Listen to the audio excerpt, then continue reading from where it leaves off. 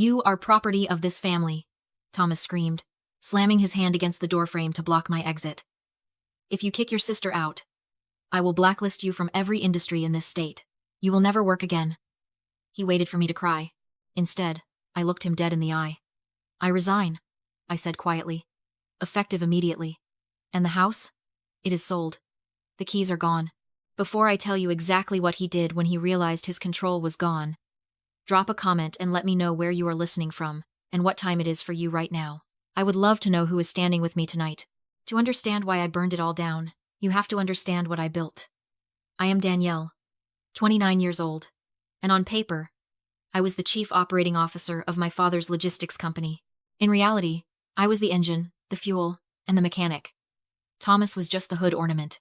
While he was out golfing with prospective clients, I was the one rerouting supply chains at 3 a.m. to save our biggest accounts. I managed the cash flow, the vendors, and the crises. Thomas just managed the applause. Then there was Vanessa. 32, divorced, and allergic to accountability. She did not have a job title, but she had a company credit card. She treated my paycheck like her allowance and my patience like a renewable resource. But the crack in the foundation did not start with money. It started 3 months ago with a velvet box. I came home early one Tuesday to find Vanessa lounging on my sofa, flipping through a travel brochure for a luxury wellness spa in Sedona. She looked up, smiling that vacuous, entitled smile. Good news, she said. I found the money for my healing retreat. My stomach dropped. I walked straight to the hallway dresser where I kept the only thing my mother left me, a vintage pearl necklace and sapphire earrings. It was not just jewelry. It was the last physical piece of evidence that someone had loved me unconditionally. The box was empty. It was just stuff, Danielle, Vanessa said, popping a grape into her mouth when I confronted her. I needed mental clarity. Mom would want me to be happy. Don't be so selfish. I did not scream. I called our father. I expected him to be furious. I expected him to drive over and demand she return the money. Instead, Thomas sighed into the phone like I was the one wasting his time. She is going through a hard time, Danielle, he said, his voice dripping with disappointment. Stop being so materialistic. It is ugly. Let your sister heal. That was the moment. That was the click. For years, I thought their cruelty was an accident, a byproduct of stress or grief. I thought if I worked harder, if I was more perfect, they would finally treat me with respect. But standing there, listening to him defend a thief, I realized the truth. It was not an accident. It was a strategy. They did not treat me this way because they did not know better. They did it because it worked. It kept me working, kept me striving, kept me desperate for crumbs of approval while they feasted on the loaf. Normalizing the cruelty was how they kept me in line. I did not argue. I did not cry. I simply said, "Okay, Dad," and hung up the phone. Thomas thought he had silenced me. He did not know he had just freed me. I was not his daughter anymore. I was an auditor, and I was about to take a very close look at the books. 2 weeks later, the office was dead silent. It was 11 at night, and I was the only one left in the building. Bathed in the blue glow of my monitors, I was hunting for a discrepancy in the operational account. Just a small rounding error I could not balance. I was not looking for a crime. I was just doing my job. But when you turn over enough rocks, eventually you find the snake.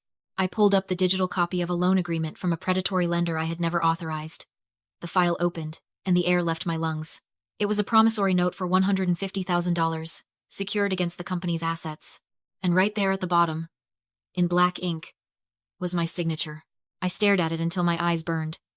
It was a good forgery, practiced and steady, but the slant was wrong. I knew that slant. I had seen it on birthday cards and report cards my entire life. Thomas had not just taken out a loan. He had stolen my identity to do it. He had leveraged my credit and my name to plug the holes in a sinking ship. I did not go home.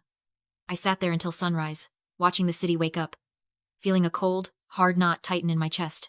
When Thomas strolled in at 10 o'clock, fresh from a breakfast meeting, I was waiting in his office with the printed document on his desk. "You forged my signature," I said. My voice was not loud. It was flat. "That is $150,000 of debt in my name. That is a felony, Dad." Thomas did not flinch. He did not look guilty.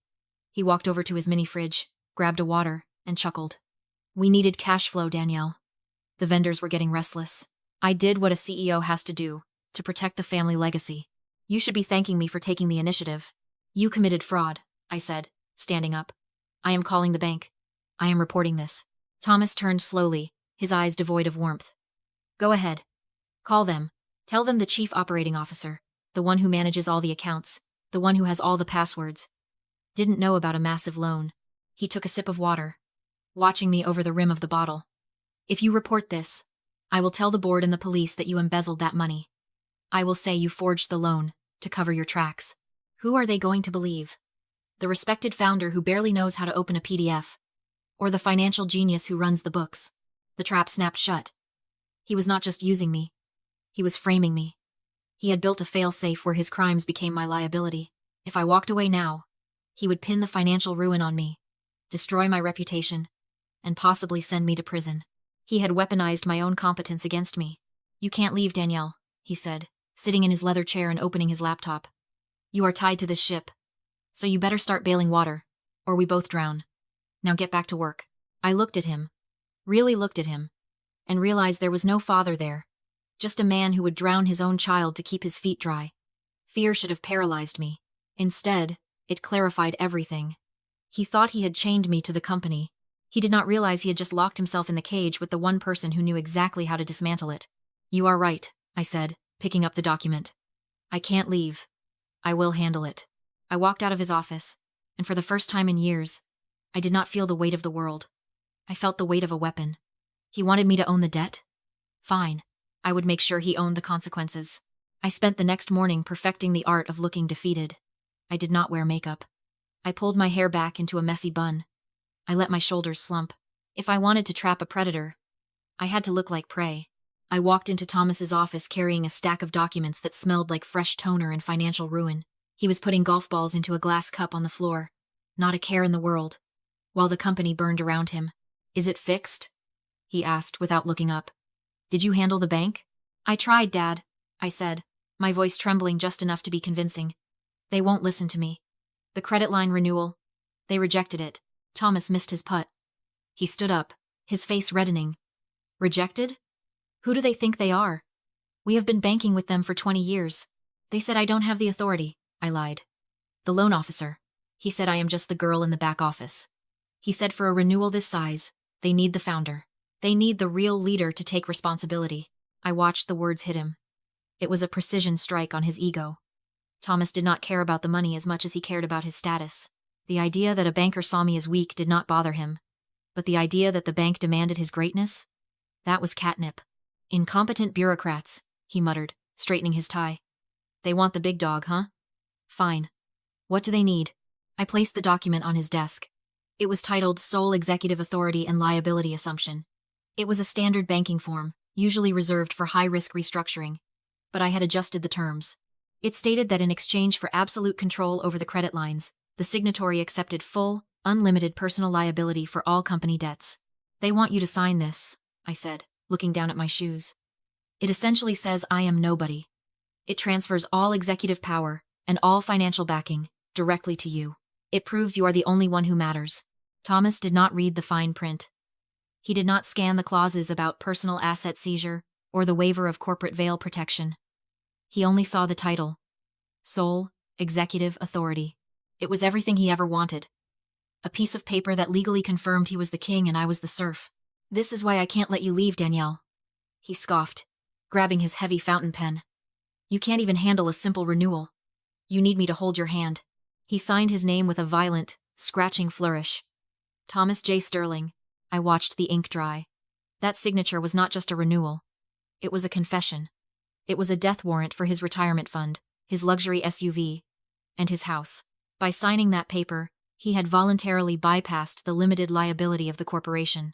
If the company went under, which it would, very soon, the bank would not just liquidate the office furniture. They would come for everything he owned. There, he said, tossing the document at me. Fax that over. And get me a coffee. I have a tea time at noon. Sure, Dad, I said, picking up the paper. I will take care of it. I walked out of his office, the signed document burning a hole in my hand. He thought he had just asserted his dominance. He did not realize he had just personally guaranteed the Titanic after I had already spotted the iceberg. The trap was set. Now, I just had to wait for Monday morning. Monday morning arrived with the silence of a held breath. It was 9 o'clock. By now, Thomas would be walking into the office, expecting his coffee hot and his ego stroked. He would be looking for me to fix the weekend's shipping errors. But my chair was empty. My desk was cleared, and on my computer server, a scheduled task was about to execute the final command of my tenure.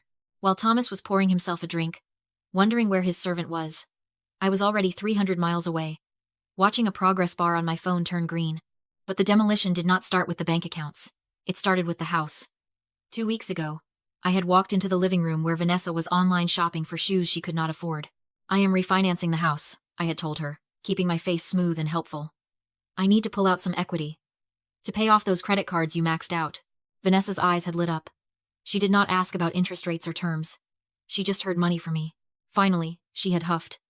It is about time you fix that mess. The bank needs to send appraisers over, I said. Inspectors. They will need full access. You have to let them in. She did not just let them in. She gave them a tour. She pointed out the upgrades. She made coffee for the people who were there to price her eviction. She was so blinded by greed, so desperate for a bailout, that she never read the badges on their shirts.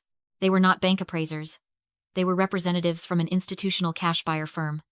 I was not refinancing. I was selling to an iBuyer, a corporation that buys homes for cash in days, sight unseen, as long as the inspection clears. Vanessa had literally opened the door to the people who were buying the roof from over her head. The sale had closed electronically on Friday afternoon. The wire transfer was sitting in my secret account. The house now belonged to Redline Asset Recovery, but that was just the appetizer. The main course was served at 9:05 in the morning. In the office server, my automated protocol initiated. It did not steal a single dime. Theft is messy. Theft gets you arrested.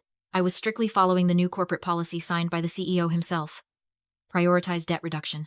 The script drained every liquid dollar payroll, vendor reserve, emergency cash, exactly $150,000, and instantly wired it to the predatory lender to wipe the fraudulent loan Thomas took out in my name. The debt vanished. My name was cleared, and the company account hit $0. I could already see the fallout. Bounced paychecks, furious vendors, utilities failing. Thomas would rage, call the bank, demand a reversal until the bank opened his file, saw the sole executive authority document and the personal guarantee, and informed him the company was insolvent.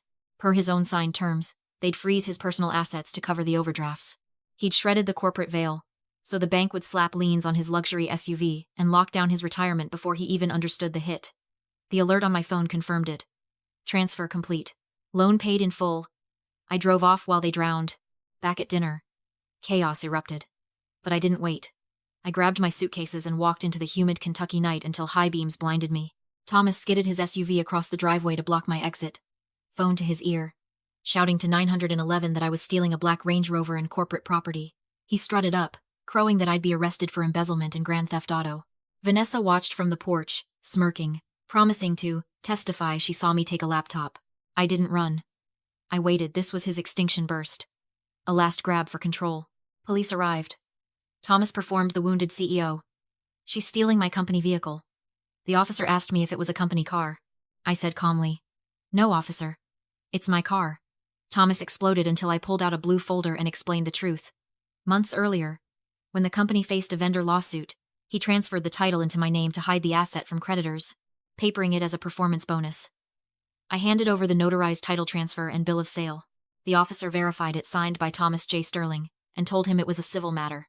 He was blocking my right-of-way and needed to move or get towed. Then I delivered the second document. The house wasn't even his anymore. It had been sold 2 weeks earlier to Redline Asset Recovery, and the leaseback expired at midnight. I handed over the closing disclosure right as an eviction truck rolled up. Redline Asset Recovery. Eviction Unit. The officer's tone dropped. "Sir, is this your house?" Thomas looked from the crew to the porch to me, and finally understood he wasn't a king. He was a squatter.